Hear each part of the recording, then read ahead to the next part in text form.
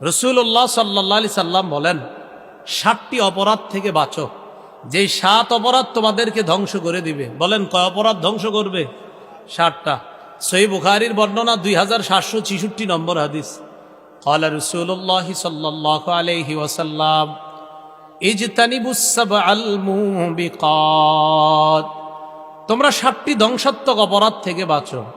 قالوا وما هن يا رسول الله, সাহাবীরা প্রশ্ন করলেন এই 7টি অপরাধ কি? নবী বললেন, 1 নাম্বার আশ-শিরকু বিল্লাহ, আল্লাহর সাথে শিরিক করা। বলেন তো 1 নাম্বার অপরাধ কি? আমার সাথে বলেন, জীবনে কিছু করি আর না করি, শিরিক যেন না করি। বলেন জীবনে কিছু করি আর না করি, কি যেন না করি? শিরিক করা যাবে না। সহিহ বুখারীর 1237 নম্বর হাদিসের বর্ণনা। জিবরিল আমিন রাসূল সাল্লাল্লাহু আলাইহি সাল্লামকে বলেন, বাশশির উম্মাতাকা আন্নাহু মান মাতা মিন উম্মাতিক লা ইউশরিকু বিল্লাহি শাইআ দাখালাল জান্নাহ। নবী, আপনি আপনার উম্মতকে সুসংবাদ দেন, আপনার উম্মত যদি এমন অবস্থায় মারা যায় যে সে শিরিক করে নাই, পিওর ঈমান সরিষার দানা পরিমাণও যদি হয়, একদিন সে জান্নাতে প্রবেশ করবে।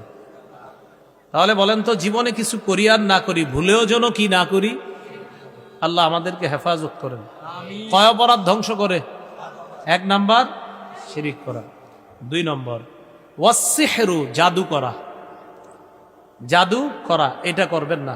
কোনো পরিবারকে জাদু করবেন না, কোনো মানুষকে জাদু করা যাবে না, কাউকে কুফরি করা যাবে না, জাদু করা যাবে না।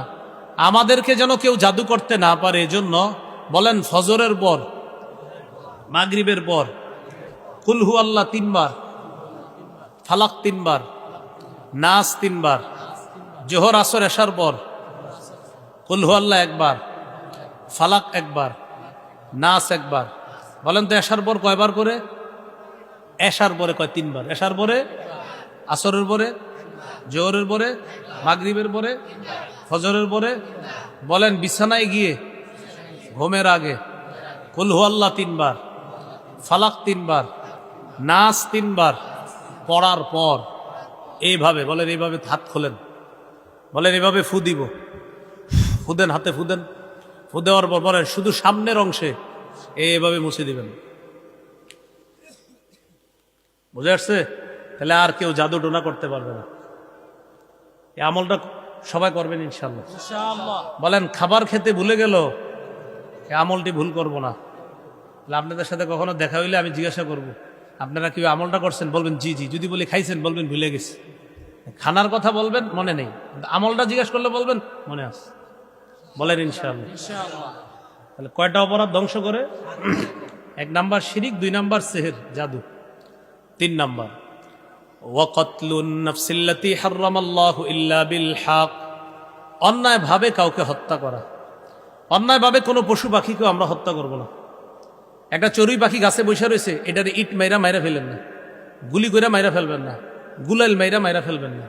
নাসাইর বর্ণনা, ক্বালা রাসূলুল্লাহ সাল্লাল্লাহু আলাইহি ওয়াসাল্লাম মান কাতালা উসফুরান আবাসা আজ্জা ইলাল্লাহি ইয়াউমাল কিয়ামাহ, কেউ যদি একটা চড়ুই পাখিকে অনর্থক হত্যা করে, এই চড়ুই পাখি কিয়ামতের ময়দানে আল্লাহর কাছে মামলা করবে।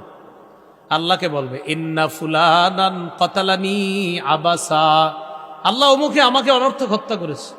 ওয়ালাম ইয়াকতুলনি লিমানফাআ, আমাকে কোনো উপকারে হত্যা করে নাই। সে যদি আমাকে বিসমিল্লাহ বলে জবাই করে খাইতো ঠিক ছিল, কারণ আমাকে তার জন্য হালাল বানাইছেন। বাবুদ সে এটা করে নাই, আমি গাছে বসা ছিলাম, অমুক জায়গায় বসা ছিলাম, আমারে সে অন্যায়ভাবে হত্যা করছে, আমার কোনো অপরাধ ছিল না। তাহলে পশু পাখিকে অন্যায়ভাবে হত্যা করা যদি হারাম হয়, মানুষ হত্যা করা কি? আর কোনো মুমিনকে হত্যা করা? আল্লাহ আমাদেরকে হেফাজত করেন। 4 নাম্বার অপরাধের কথা কি বলবো? সম্ভবত আপনাদের এলাকায় নাই, বাকি আমি বলে যাই যদি থাকে ভবিষ্যতে ইনশাআল্লাহ এই অপরাধ থেকে আমরা সবাই মিলে আমাদের এই সমাজকে আমরা মুক্ত করবো। বলেন ইনশাআল্লাহ। তাহলে বলি, হ্যাঁ, ওয়া আকলুর রিবা, সুদ খাওয়া। কি খাওয়া? এটা কয় নাম্বার? 4 নাম্বার, সুদ খাওয়া। কি খাওয়া? সুদ খাওয়া। বলেন সুদ নিব না, সুদ দিব না, সুদের কারবার লেখব না, সুদের সাক্ষী হব না, আবার সুদ দিব না, সুদ নিব না, সুদের কারবার লেখব না, সুদের সাক্ষী হব না। নাসাইর বর্ণনা 5103, 5104 নম্বর হাদিসের বর্ণনা। عن علي بن أبي طالب رضي الله تعالى عنه أن رسول الله صلى الله عليه وسلم لعن آكل الربا وموكل وكاتب وشاهدا। লাআনা আকিলার রিবা, যে সুদ খায়, ওয়া মুকিলা, যে সুদ দেয়, ওয়া কাতিবা, যে সুদের কারবার লেখে, ওয়া শাহিদা, যে সুদের সাক্ষী দেয়, চারো শ্রেণীর উপর আল্লাহ নবীর 24 ঘন্টা অভিশাপ চলে। তাহলে 4 নাম্বার অপরাধ সুদ খাওয়া। আল্লাহ আমাদেরকে হেফাজত করেন। 5 নম্বর, ওয়া আকলু মালিল ইয়াতীম, এতিমের সম্পদ অন্যায়ভাবে ভক্ষণ করা। আল্লাহ বলেন, ইন্নাল্লাযীনা ইয়াকুলুনা আমওয়ালাল ইয়াতামা যুলমা ইন্নামা ইয়াকুলুনা ফি বুতুনিহিম নারা ওয়া সায়াসলাউনা সাঈরা। 4 পারা 17 নম্বর পৃষ্ঠা একদম শেষে আল্লাহ বলেন, নিশ্চয়ই যারা এতিমের সম্পদ অন্যায়ভাবে পেটে ঢুকায় তারা পেটের মধ্যে আগুন খায়। এক অংশ আমি, বাকি অংশ আপনারা। এতিমের সম্পদ যারা খায়, কি খায় বলেন? এতিমের সম্পদ যারা খায় কি খায়? তাহলে আপনি আপনার বড় ভাইয়ের সম্পত্তিগুলা ভাতিজার কলমের খোসায় যে নিয়ে নিছেন ভাতিজার থেকে, এটা এতিমের সম্পদ খাইছেন। আল্লাহর কাছে দাঁড়ানোর জন্য তৈরি থাকেন। রাসূলুল্লাহ সাল্লাল্লাহু আলাইহি সাল্লাম বলেন, মান যালামা, কোন ব্যক্তি যদি একটু জুলুম করে, কিদা শিবরিন, 1 বিঘত পরিমাণ সম্পত্তি যদি কেউ জুলুম করে, 1 বিঘত, শুধু 1 বিঘত, তাওয়াকাহুল্লাহু ইয়াউমাল কিয়ামাতি 7 আরদিনা, কিয়ামতের ময়দানে তার গলায় 7 স্তরের জমিন আল্লাহ ঝুলিয়ে দিবে। খাও জমিন খাও, অনেক স্বপ্ন তো, খাইতে থাকো। আল্লাহ আমাদেরকে হেফাজত করেন। 6 নম্বর, ওয়াত তাওয়াল্লি ইয়াউমাজ জাহফি, জিহাদের ময়দান থেকে পলায়ন করা। জিহাদের নিয়ত আসেনি সবার? কার কার আছে? নামান হাত। এবার আমার সাথে বলেন, বলেন জিহাদ এবং সন্ত্রাস সম্পূর্ণ আলাদা। সন্ত্রাস অপবিত্র, জিহাদ পবিত্র। মক্কার 13 বছর কাফেররা যা করেছে এটা সন্ত্রাসী। কাবা চত্বরে উকবা ইবনে আবি মুআইদ নবীর গলায় চাদর পেঁচায়া নবীকে ফাঁসি দিয়ে হত্যা করার চেষ্টা করা, এটা সন্ত্রাসী। কাবা চত্বরে সেজদা অবস্থায় নবীর কাঁধের উপর ওটের নারী বুড়ি প্রস্রাব, গোবর ইত্যাদি দিয়ে দেওয়া, এটা সন্ত্রাসী। আবু বকর সিদ্দিক, বেলাল, আম্মার, ইয়াসির, সুমাইয়া, খাব্বাব, তাদের উপর জুলুম নির্যাতন করাটা ছিল সন্ত্রাসী কর্মকাণ্ড। এভাবে সন্ত্রাসী কাজ চলল, বলেন 13 বছর।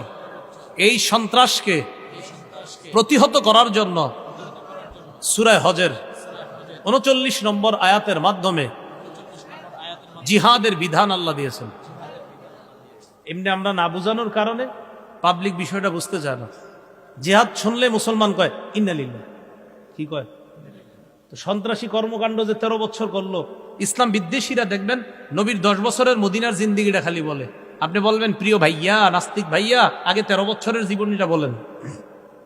কারণ 13 বছর যা করছে সব তো আগে দুস্তরা করছে, সন্ত্রাসী কর্মকাণ্ড করছে, এটা বলবেন। 10 বছরের জীবনীটা বইলে আপনারে বুঝাবে, হ্যাঁ এটা কোনো কথা। এইভাবে নবীজি সাহাবায়ে কেরামদেরকে নিয়ে জিহাদে যাওয়া নাস্তিকরা আপনার এটা বুঝাবে। তখন আপনি বলবেন, ঠিক আছে, আপনি 10 বছরের আগের 13 বছরটা একটু শোনান আমাদেরকে।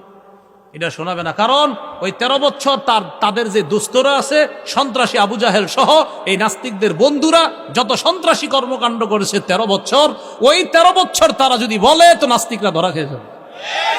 সেটা বলে না, বলে কি 10 বছর। তা আপনি বলবেন নবুয়তের জিন্দিগি তো 23 বছর, 10 হঠাৎ বলেন কেন? আগে 13টাও বলেন।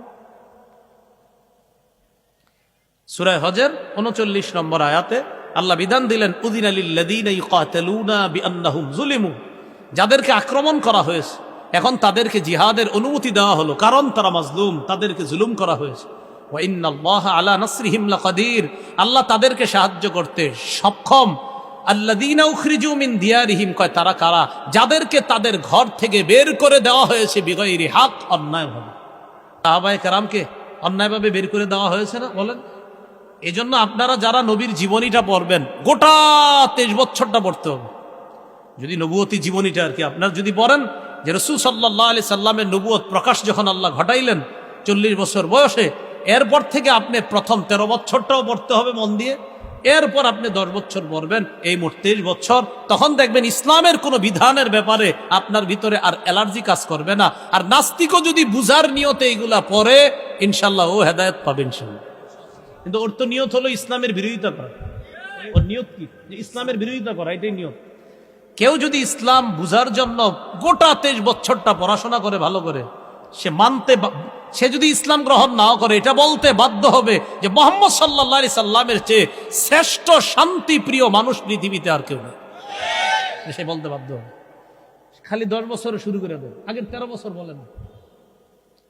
তো বলে না, যেহেতু এটা বলার দায়িত্ব আমাদের, বলতে হবে আমরা, বুঝলেন না?